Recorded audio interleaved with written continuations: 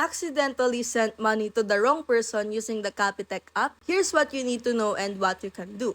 So Capitec app does not let you reverse a transaction directly through the application once it is being processed, especially if it's an instant EFT or immediate payment. That's because the money leaves your account right away. So what you can do, you could open the Capitec app or just simply access their website by searching on a web browser. Based on your preference, just search for the Capitec app and you will see the Capitec Bank.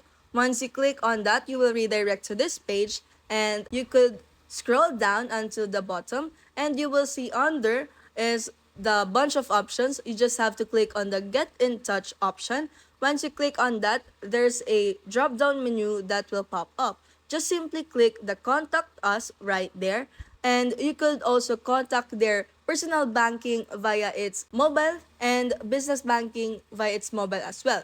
Also, you could contact them via WhatsApp or international by these landlines or phone numbers. And you could also seek for their help for you to able to reverse your money and they will handle that one.